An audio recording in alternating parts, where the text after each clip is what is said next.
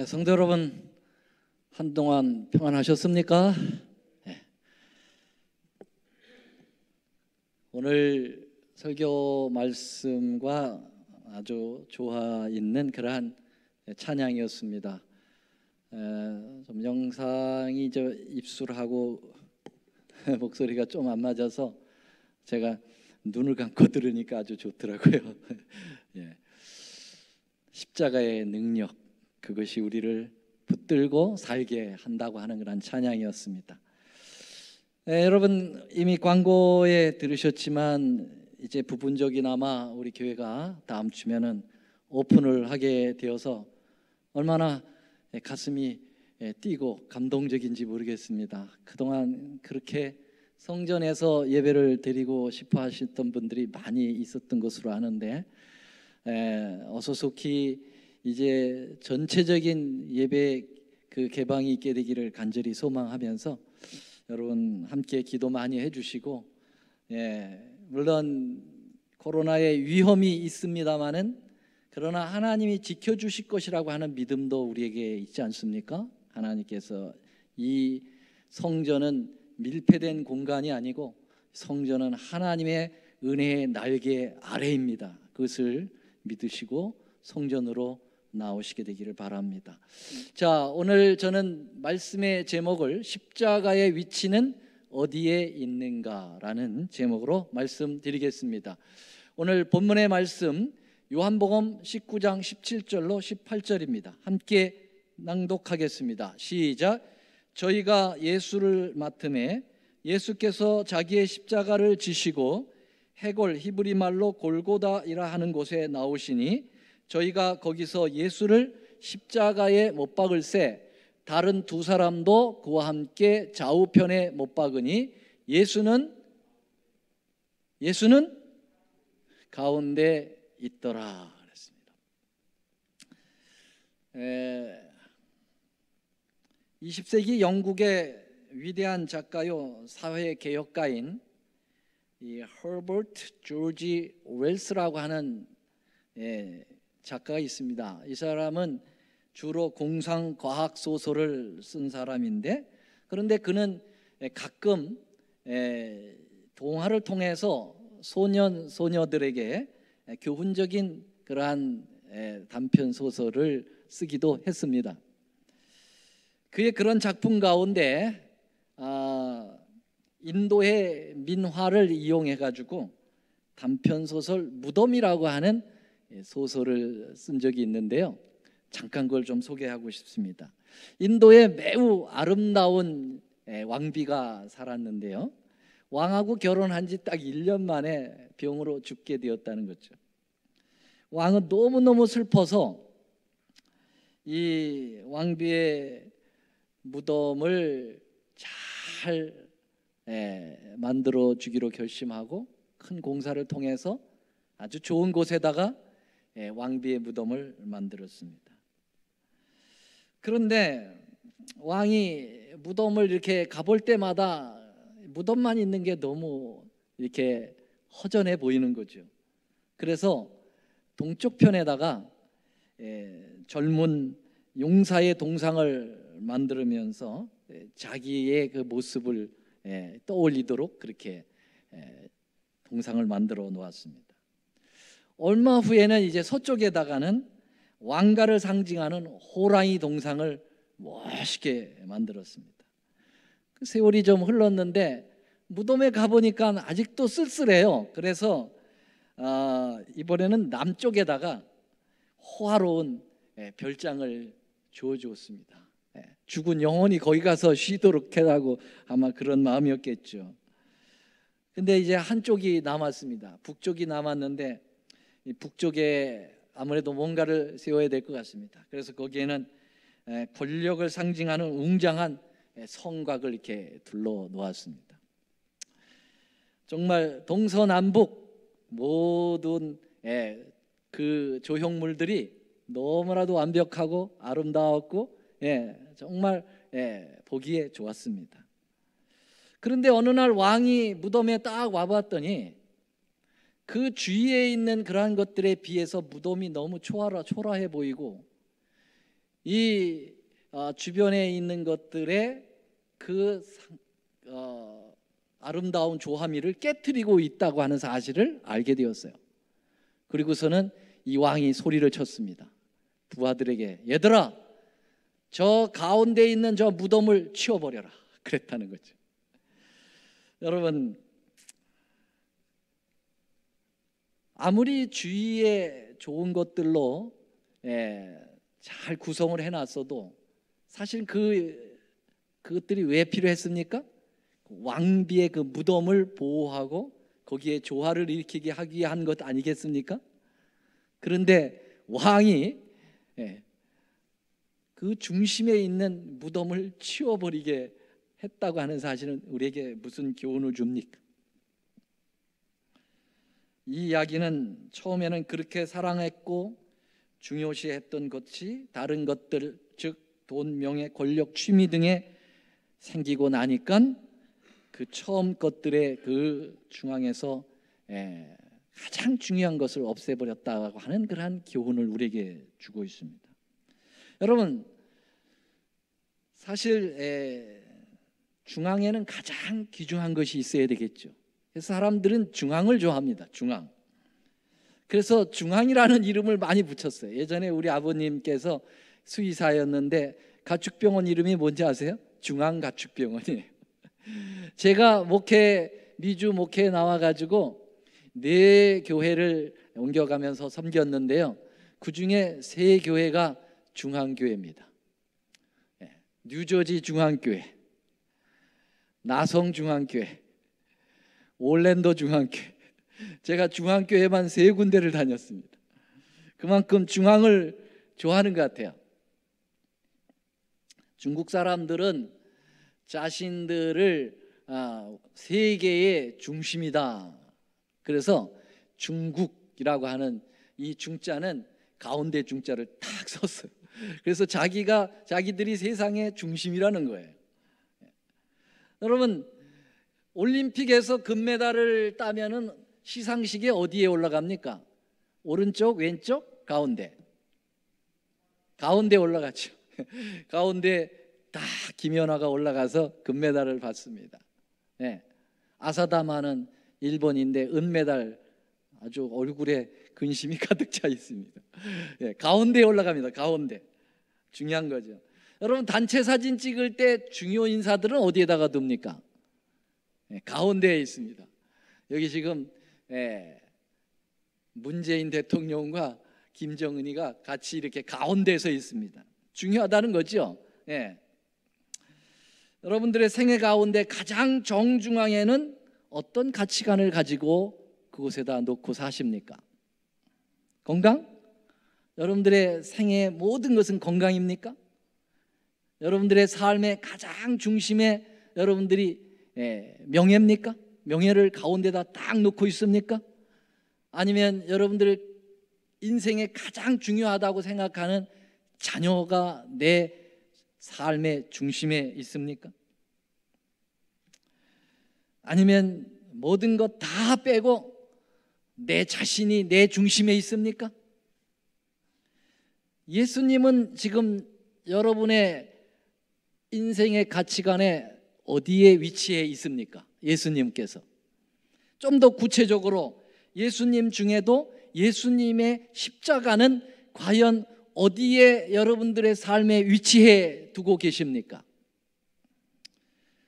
오늘 본문의 말씀에 3명의 십자가에 죄수가 있었다고 얘기했고요, 그리고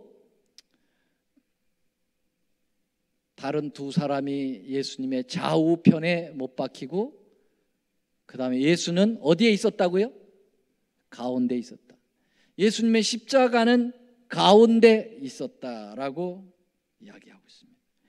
사도 요한은 요한복음을 기록하면서 굳이 예수님의 십자가 위치를 정확하게 컨펌합니다.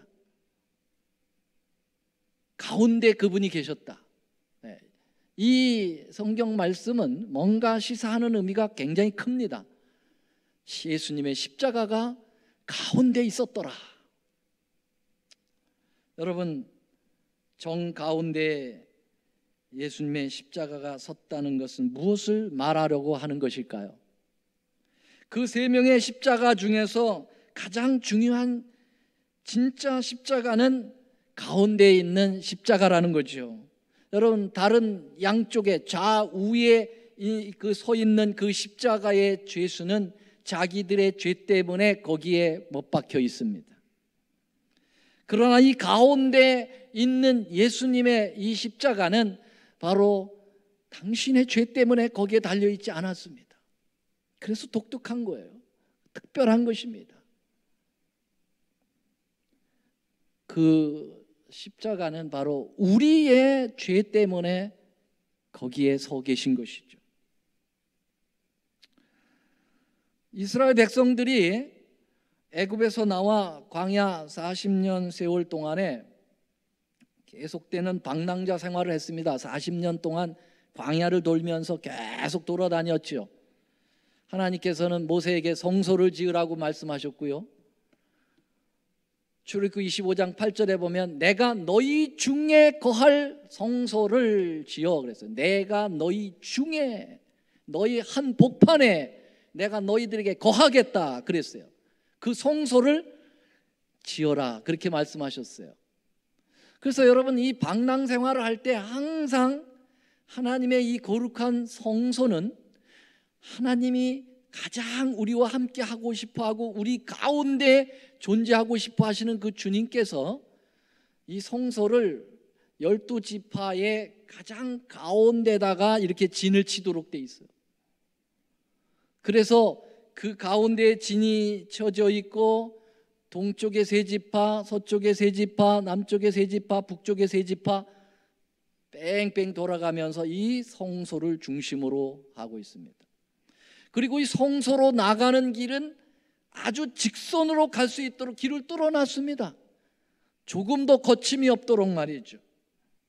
여러분, 성소가 중앙에 있어야 된다고 하는 사실, 무엇을 의미합니까? 성소 안으로 좀 들어가 보면은요, 이렇게 성소의 모습이 보이는데요, 이걸 좀 더 이렇게 보면은요, 이 번제단 성막들이죠. 여기에다 이제 이렇게 가운데로 막아 보십시다. 그러면은 이 성소가 이 길이가 100규빗이고 넓이가 50규빗이에요. 그러면 가운데로 자르면 뭐가 될까요? 사각형 두 개가 나오겠죠. 정사각형 두 개가 나옵니다. 그 정사각형 두 개를 이렇게 연결을 해보면 정 가운데 뭐가 오도록 위치되어 있을까요? 번제단이 정 가운데 위치되도록 오게 만드는 것이 성소입니다. 저쪽 끝쪽에는 번제단이 법궤가 가장 가운데 오도록 그렇게 정중앙에 되어 있습니다. 이렇게 그래서 성소를 두 개로 이렇게 딱 잘라서 한쪽 정사각형, 한쪽 저광사각형을 이렇게 X로 표시하면은 이쪽 성막들에는 번제단이 딱 중앙에 오게 돼 있고, 그 다음에 지성소에 있는 법궤가 가장 가운데 딱 걸리게 돼 있습니다. 정중앙에 걸리게 돼 있습니다. 무엇을 의미합니까? 번제단은 제단에 불에 태워질 피 흘린 제물이 올려지는 곳이잖아요. 그러면 여러분, 이 번제단은 우리의 화목 제물이 되셔서 피 흘려 돌아가신 예수님께서 올려지는 곳이잖아요. 그게 뭘까요? 십자가잖아요. 그래서 여러분, 십자가는 성소의 가장 중심에 서도록 이렇게 위치하도록 하나님께서 명령하신 것입니다. 십자가는 조금도 좌로나 우로나 치우치지 말고 가장 중심팍에 있어야 된다는 거죠. 여러분, 다시 말하면 가장 중요하게 여기라는 거죠. 여러분, 거기에 핵심을 가지고 살라는 거죠.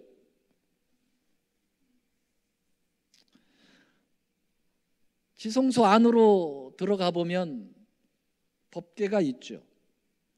근데 이 법궤에 뚜껑이 있죠. 그걸 갖다가 뭐라고 합니까? 법궤를 덮는 뚜껑을, 그것을 속죄소라고 얘기합니다. 다른 말로 시은자라고 얘기하고 또 다른 말로 시은소라고 얘기합니다. 죄가 속하여지는 곳, 하나님의 은혜가 베풀어지는 자리, 하나님의 은혜가 베풀어지는 장소. 이 속죄소가 바로 이 양 X의 딱 정중앙에 걸리게 되어 있습니다. 근데 이 속죄소라고 하는 이 단어가 히브리어로 힐라스테리온이라고 하는 말입니다. 헬라어로 힐라스테리온. 근데 이 힐라스테리온이라는 말은 딱 신약 성경에 2번이 나오는데, 하나는 히브리 9장 5절에 속죄소로 나오고요, 하나는 로마서 3장 25절에 화목 제물로 나옵니다. 25절을 한번 같이 읽어보겠습니다. 시작. 이 예수를 하나님이 그의 피로 인하여 믿음으로 말미암는 화목 제물로 삼으셨다. 그러니까 예수님이 화목 제물이라는 거예요. 그러니까 화목 제물이 힐라스테리온인데 그것을 히브리서 9장에는 그것을 속죄소라고 얘기했다고요. 그러면 여러분, 이 화목 제물 대신 예수님이 속죄소가 되셨다라는 얘기죠. 근데 그 성소에 이 2번째 파트의 정사각형의 가장 중심에 그 속죄소가 딱 걸려있게 주님께서 하셨다는 거죠. 그러니까 예수님이 우리 삶에 가장 중심팍에 있어야 된다라고 하는 것을 말씀하신 것이죠. 그런데 여러분, 이 법궤 뚜껑 속죄소라고 하는 것은 무엇을 의미합니까? 하나님의 죄가 거기서 속죄되었다는 것인데요, 우리의 죄를 주님께서 거기서 속죄하셨다는 거죠. 근데 왜 하필이면 뚜껑으로 그 속죄소를 지칭을 하도록 하셨을까요? 왜냐하면 그 법궤 안에는 2 돌비가 들어있잖아요. 2 돌비는 하나님의 십계명이잖아요. 하나님의 언약이요, 하나님의 율법이잖아요. 근데 율법에 2가지 기능이 있죠. 하나는 무슨 기능이 있어요? 율법은 죄로부터 우리를 프로텍트하는 그러한 기능이 있고, 하나님의 성품의 사본이시기 때문에 하나님의 성품을 기억하도록 만들어주는 그런 기능이 있죠. 그러나 또 하나의 이 법의 기능 가운데는 죄를 지은 존재에게 정죄의 기능이 있다고 하는 사실입니다. 정죄의 기능.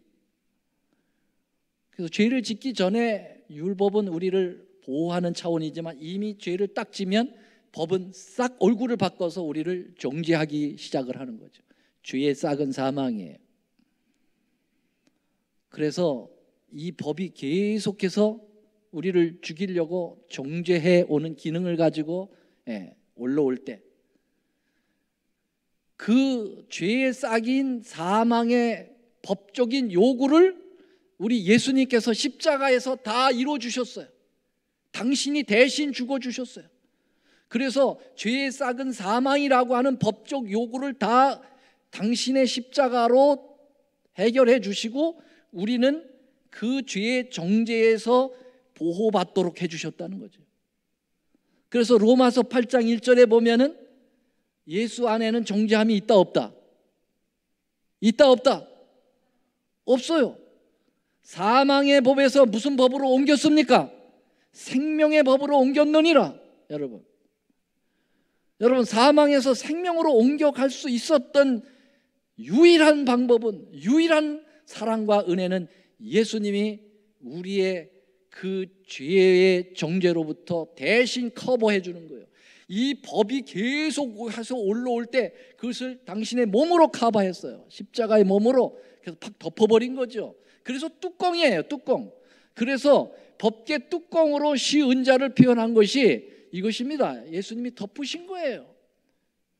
그런데 여러분, 그래서 그 법궤 뚜껑에는 대속죄일마다 1년에 한 번씩 대제사장이 들어가서 거기를 십자가의 피를 7번씩 뿌리는 거죠. 여러분, 이 제물, 예수님을 상징하는 그 제물의 피를 7번 어디다가 뿌린다고요? 예, 그 법궤 뚜껑 위, 속죄소 위에다가 뿌리는 거예요. 거기에 십자가의 피가 있다는 거지요.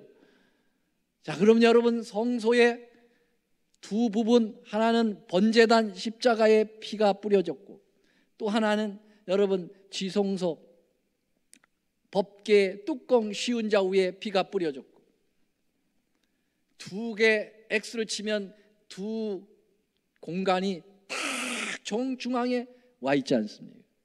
그럼 뭘 의미합니까?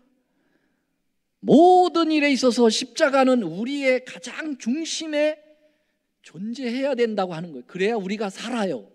그리고 그래야 우리의 삶의 의미가 나타나기 시작하는 것이고, 그래야 우리의 삶이 완벽하게 승리하게 되는 것입니다. 믿으십니까, 여러분? 그래서 성경 여러 곳에서 말씀하십니다. 내가 그들에게 복을 주기 위하여 그들을 떠나지 아니하리니 하는 영영한 언약을 그들의 어디에다 둔다고요? 마음팍에 두겠다고 그랬어요. 그 법의 요구를 이루어주신 그 십자가의 그 놀라운 언약이 우리의 가슴 중심에 두도록 하나님께서 하시겠다, 그렇게 말씀하셨어요. 그 다음에 여러분, 에스겔서에도 마찬가지예요. 새 영을 너희 속에 두고 내 신을 너희 속에 두겠다 그랬어요. 하나님의 거룩한 영의 역사를 통하여 십자가로 이루어진 새 언약을 우리의 가슴팍에 두겠다는 거예요. 여러분, 히브리서의 말씀 읽어보겠습니다. 15절부터 16절까지 시작. 또한 성령이 우리에게 증거하시되 주께서 가라사대 그날 후로는 저희와 세울 언약이 이것이라 하시고 내 법을 어떻게 하겠다고요? 저희 마음에 두고 저희 생각에 기록하겠다. 여러분, 마음, 이 마음에 둔다는 것은 우리의 삶의 가장 중심에 그 십자가의 언약, 그것으로 이루어진 새 언약이 우리의 중심에 두게 하겠다고 구약이나 신약에 연거푸 말씀하시면서 갈망하는 심정으로 우리에게 주신 것이죠.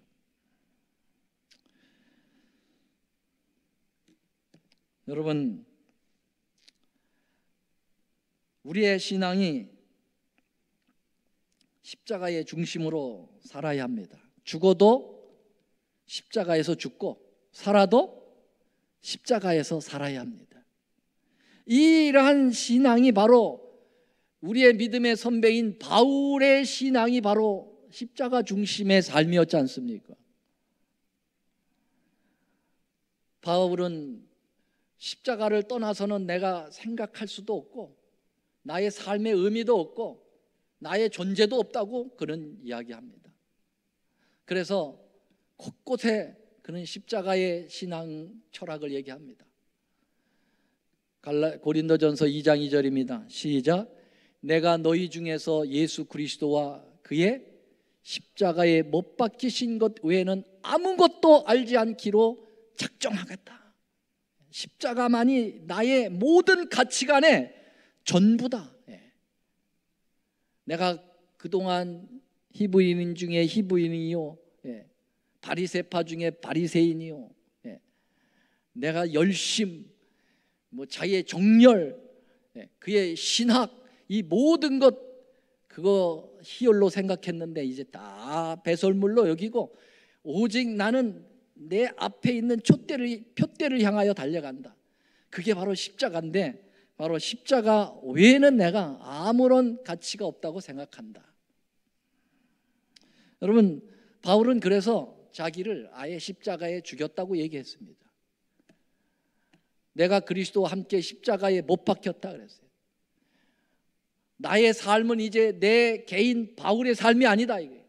나는 이제 예수님이 박히신 그 십자가에 나도 못 박혔으니까 나는 이제 십자가의 삶이다. 이제는 내가 산 것이 아니다. 내 안에 그리스도께서 이제 사시는데 그것은 십자가에 못 박히신 그 예수가 내 안에 사시는 것이다. 그래서 나는 모든 것을 십자가를 통하여 본다. 나는 모든 것을 십자가의 결론으로 본다라고 얘기하고 있어요. 이 말씀은 제 인생의 좌우명이에요. 저희 집에 가면은 언제든지 들고 다니는 게 있는데 그 이사할 때마다 꼭 잘 들고 다니는 게 있어요. 그 뭐냐면은 이 갈라디아 2장 20절을 어느 서예가가 저에게 선물로 친필로 써주셨는데 그걸 항상 우리 집 들어오는 현관 옆에다가 딱 걸어 놓습니다. 십자가 정신으로 살자라고 하는 그러한 마음이죠.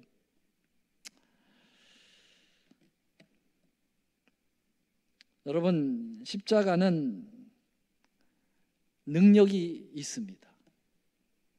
십자가는 능력이 있습니다. 여러분, 십자가의 능력이 얼마나 강력합니까?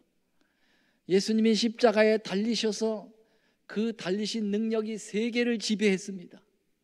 기독교 문화가 들어가지 않은 나라가 어디 있습니까?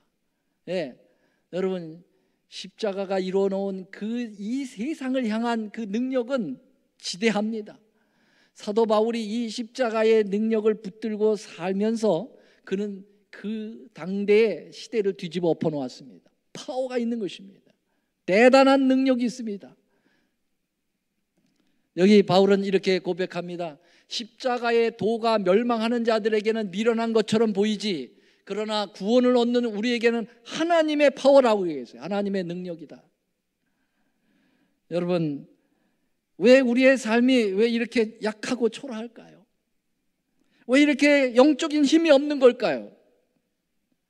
왜 이렇게 지지부진할까요? 나의 중심에 십자가가 제대로 서 있다면 내가 이렇게 약할 수 있을까? 그렇게 생각해 봅니다. 십자가가 나의 삶의 중앙에 서 있지 못하고 혹 십자가가 나의 삶의 변두리에 있지는 않을까 생각해 봅니다. 상황에 따라서 여러분, 십자가를 가운데 두지 않고 변두리에 놔두면은요, 상황에 따라서 얼마든지 십자가를 내칠 수 있어요. 밖으로 내밀을 수 있습니다.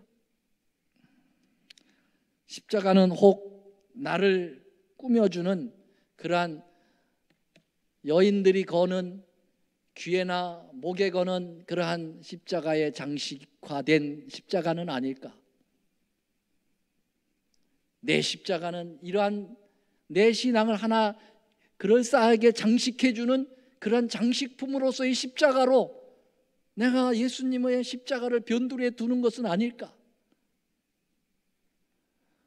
여러분, 혹 내가 가지고 있는 십자가는 마치 자동차에 걸고 다니는 부적과 같은, 그래서 저 십자가가 나의 사고로부터 건져주겠다라는 부적과 같은 십자가로 전락한 십자가를 가지고 나는 살아가는 것이 아닐까?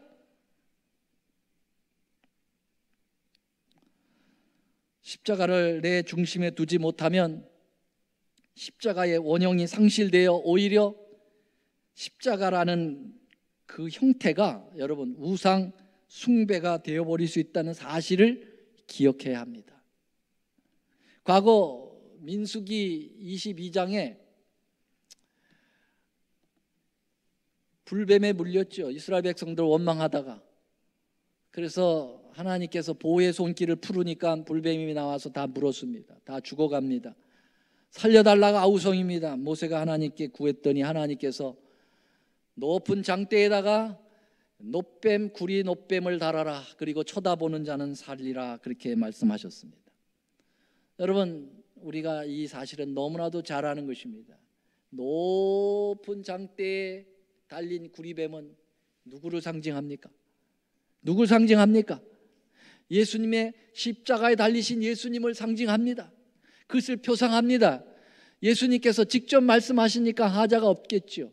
요한복음 3장 14절에 니고데모에게 말씀하신 겁니다. 모세가 광야에서 뱀을 들 것 같이 인자도 들려야 하리라.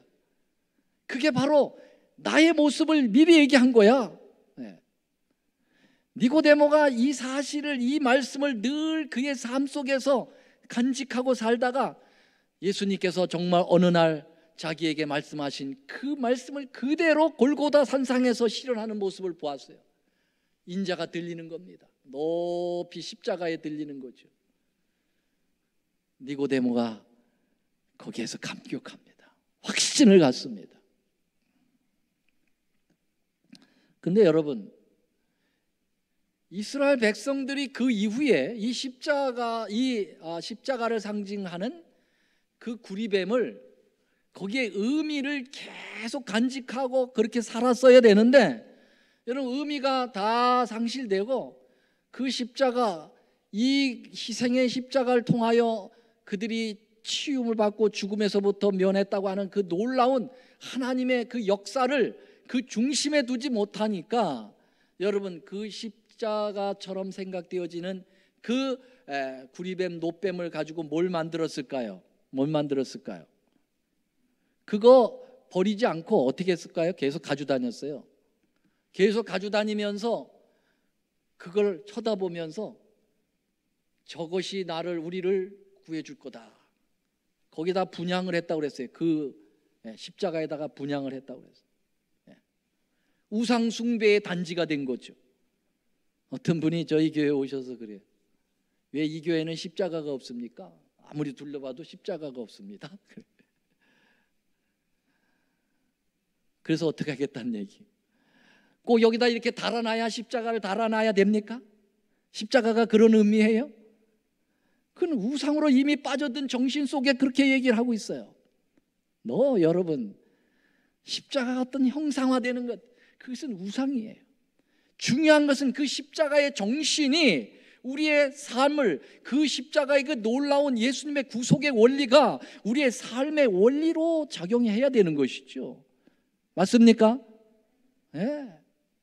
여기 이 사실에 대하여 열왕기하 18장 3절 4절은 얘기하고 있습니다. 히스기야가 그 조상 다윗의 모든 행위와 같이 여호와 보시기에 정직히 행하여 여러 산당을 죄하며 주상을 깨뜨리며 아사라의 목상을 찍으며, 여러분, 여기 보니까 우상당지를 갖다 다 이제 끝내는 겁니다. 히스기야 대단한 개혁자입니다.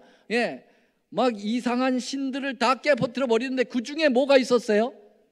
모세가 만들었던 노뱀을 이스라엘 자손이 이때까지 향하여 분향하였다. 여러분, 이게 우상단지라는 걸 히스기야가 알았어요.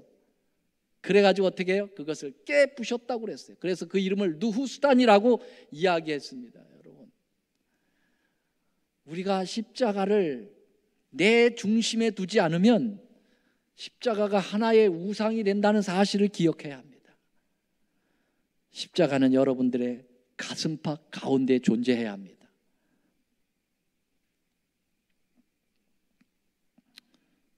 저는 이제 말씀을 하나 이야기를 드리면서 마치겠는데요.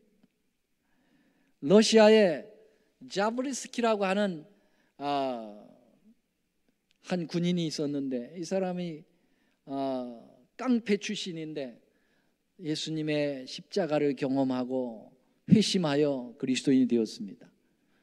그런데 이 러시아는 공산국가이기 때문에 기독교를 인정하지 않아요. 그래서 가급적이면은 예수를 못 믿도록 만들죠. 그런데 한 그의 부대 장교가 그를 불렀습니다. 너 예수 믿는다며? 그렇습니다. 너 예수 믿으면 이 공산국가에서 어떤 불이익이 오는지 알고 있지? 알고 있습니다. 예수를 포기하게. 그러면 자네에게 위대한 성공의 길이 준비되어 있어. 내가 자네를 도와줄 거야. 달콤한 유혹이었습니다. 그러면서 이런 얘기를 했어요. 내가 전에 있었던 부대에 너하고 똑같은 놈이 있었다. 늘 자기의 목에다가 십자가를 걸고 다니면서 자기는 예수님을 믿는다고 자랑했지. 내가 그 친구를 불러서 이야기를 했어. 자네가 그 십자가에, 그 목에 건 십자가를 벗어놓고 이 공산당 입당서에다가 입당하고 사인을 하면 내가 자네를 도와주겠다. 그랬더니 그 친구가 자기의 목에 있는 십자가를 벗어서 탁자 위에다 내던지더만, 그리고서는 그 공산당 입당 원서에다가 아주 자랑스러운 사인을 했지. 내가 그를 도와서 그는 지금 아주 큰 사람이 됐어. 자네도 그렇게 할 수 있어. 이때 자브르스키가 이렇게 얘기했습니다. 장교님, 저도 이 목걸이가 목에 걸려 있다면 제가 얼마든지 벗어놓을 수 있겠지요. 그러나 제게 가지고 있는 예수님의 십자가의 그 십자가는 목에 걸려 있지 않고 제 심중 가운데 폭 박혀 있습니다. 십자가를 내놓으라는 말은 제 가슴팍을 오려내라는 말이고 죄를 죽으라고 하는 말입니다.